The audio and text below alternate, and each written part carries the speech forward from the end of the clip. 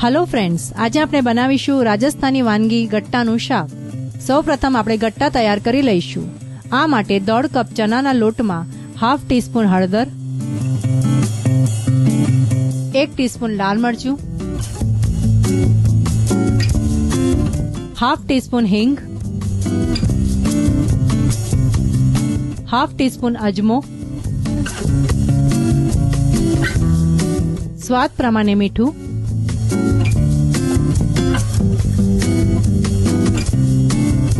2 થી 3 ટીસ્પૂન તેલ અને 2 ટીસ્પૂન દહીં નાખીને મિક્સ કરી લઈશું। તેલ અને દહીં નાખવાથી આપણા ગટ્ટા સોફ્ટ બનશે।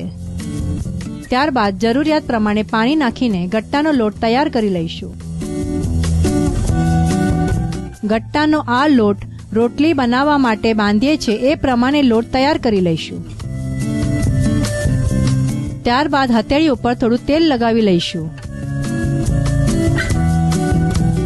આ લોટમાંથી લુવો લઈને લંબગોળ આકારના રોલ તૈયાર કરી લઈએ।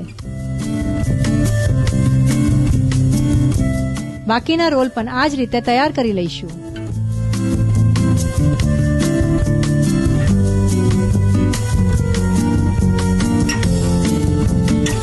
કડાઈમાં પાણી ગરમ થયા બાદ તૈયાર કરેલા આ રોલને બાફવા માટે મૂકી દઈશું।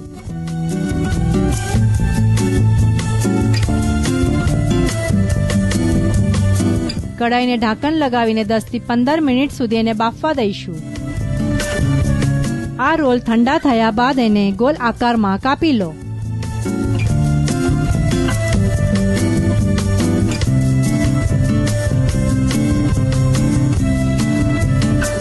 હવે આપણે ગ્રેવી તૈયાર કરી લઈશું। કડાઈમાં તેલ ગરમ થયા બાદ 1 ટીસ્પૂન જીરું, હાફ ટીસ્પૂન હિંગ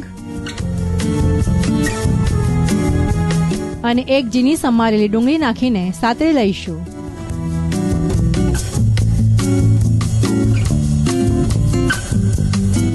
આ ડુંગળીને ટ્રાન્સપરન્ટ થવા દો। ત્યારબાદ એમાં 1/2 ટીસ્પૂન આદુ લસણની પેસ્ટ નાખીને થોડું સાતળી લઈશું।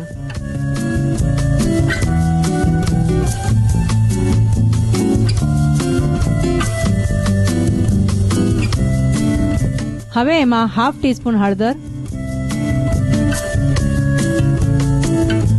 2 ટીસ્પૂન ધાણા જીરું,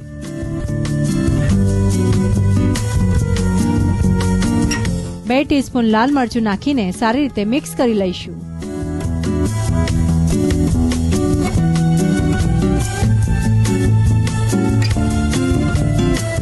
ત્યારબાદ એમાં 1 કપ વલોવેલું દહીં નાખીને સારી રીતે હલાવી લઈશું।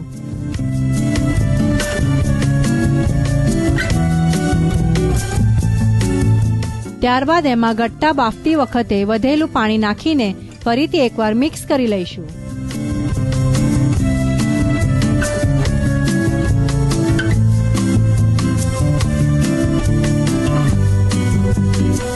ત્યારબાદ એમાં સ્વાદ પ્રમાણે મીઠું નાખી દઈશું।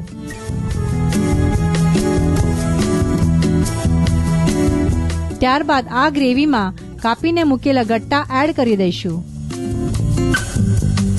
ગ્રેવીમાં સારી રીતે ગટ્ટાને મિક્સ કરી લઈશું। ત્યારબાદ કઢાઈને ઢાંકણ લગાવીને 3 થી 5 મિનિટ સુધી કૂક થવા દેશો। ત્યારબાદ એમાં મુઠ્ઠીભર ઝીણા સમારેલા લીલા ધાણા નાખીને ફરીથી એકવાર મિક્સ કરી લઈશું।